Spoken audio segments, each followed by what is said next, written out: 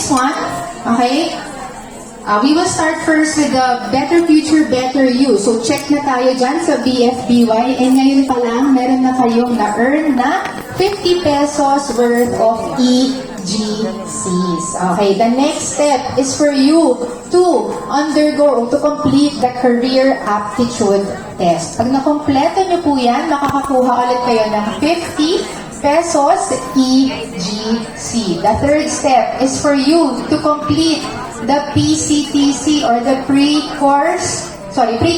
training course. Ayan. So, pag nakompleto nyo na po yung PCTC, tsaka nyo pa lang po makukuha yung 50 pesos sa BFBY, and 50 pesos sa Career Aptitude Test, at sa PCTC na 100 GC. Ayan. So, bawat milestone po, meron tayong makukuhang gift certificates. Ayan. And all of this, will be done later at Genesis sa AIA office. Ayan. And then, the next step is exam registration. So, pag nag-exam registration po kayo, meron din kayong makukuha 150 pesos worth of GCs. And the last step, if dala ninyo yung mga documents ninyo, and i-upload natin siya later together sa Genesis, okay?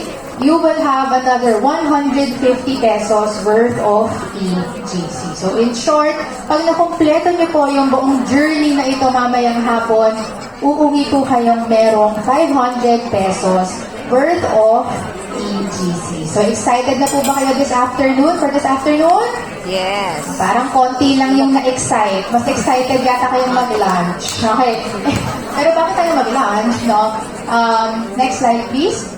And I just also want to share with you, because AIA is also big on health, AIA is sponsoring a rock and roll run. So, sino po ba dito ang nasa running era nila? Taas nga po ng kamay.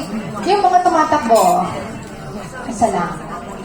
Dalawa. Konti lang pala. Okay. Pero kung gusto niyo pong sumali at maging fit, okay, ayan, you can join the AIA Rock and Roll Run. This will happen on November 30, 2025. And if you sign up, and use the code GOWITHAIA, meron po kayong 30% off na discount. Ayan. So, maximize po natin. November 29.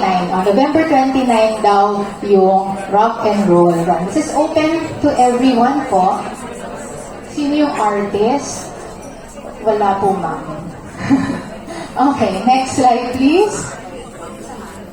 Ayan. So, thank you everybody for joining us this morning. Ayan. So, we will see you all later. Hopefully, lahat po kayo na nandito this morning, and makikita po namin